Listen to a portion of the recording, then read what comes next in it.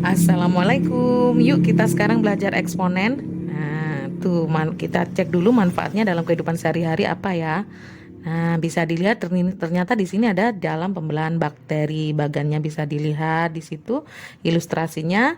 Dalam setiap jam membelah menjadi 2, setelah 1 jam 2 jam dan seterusnya. Setelah 6 jam bisa dituliskan, masih bisa ditulis 6 pangkat 64. Bagaimana kalau sudah 24 jam atau 60 jam?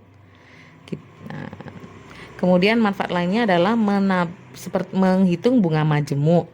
Kira-kira berapakah uang kita yang kita simpan di bank dengan bunga majemuk, suku bunga yang sudah ditentukan, maka bisa kita tentukan dengan rumus eksponen. Nah, kita fokus aja dulu untuk tujuan pembelajaran saat ini, yaitu kita akan membuktikan sifat eksponen terlebih dahulu sebelum kita gunakan dalam penyelesaian masalah. Jadi, sifat-sifat eksponen yang mana?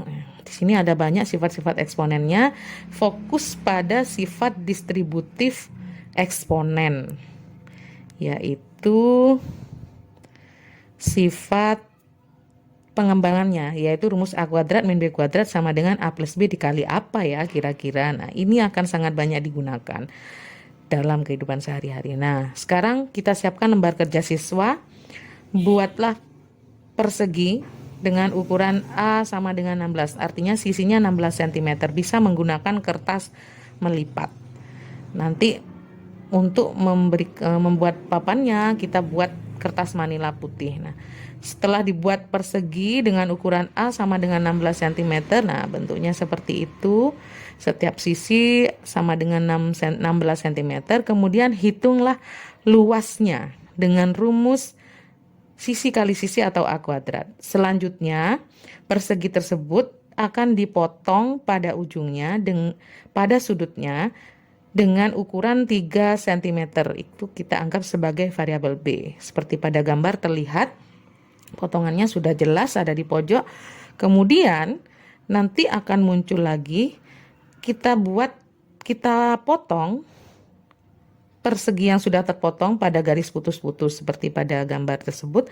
Nah, nanti ukurannya juga harus kita tuliskan supaya ketika kita plotting ke gambar kedua, kita sudah tahu mana yang A plus B, mana yang A min B. Nah, setelah dipotong, maka potongan tersebut kita susun kembali supaya garis putus-putusnya menyatu tetapi membentuk persegi panjang seperti pada gambar 2. Sehingga terlihat bahwa mana yang A min B, sisi mana yang A min B, sisi mana yang A plus B. Bagaimana bisa A plus B? Karena sisi yang terpanjang dengan sisi pendeknya digabung ternyata menjadi satu, menjadi panjang sebuah persegi panjang. Nah, langkah selanjutnya adalah hitunglah luas persegi panjang tersebut pada gambar 2. Kemudian dari luas persegi panjang itu buatlah kesimpulan pada kegiatan ini. Bandingkan luas persegi panjang dengan luas pada bagian kedua, yaitu pada persegi yang terpotong kecil tadi. Nah, selamat mencoba. Nah, sekarang kita coba apa yang harus dilakukan. Nah, ternyata diagram aljabarnya seperti ini. Kita buat luasnya, kita buat persegi yang pertama, ternyata dihitung luasnya A dikali A sesuai dengan rumusnya sisi kali sisi sama dengan 256. Berikutnya untuk segitiga gambar yang kedua, luasnya kita hitung juga dengan cara luas persegi yang besar dikurangi persegi kecil, yaitu rumusannya A kuadrat dikurangi B kuadrat, ketemu 247 cm persegi. Nah, berikutnya akan dipotong sesuai garis-garisnya, yaitu di gambar ketiga terlihat.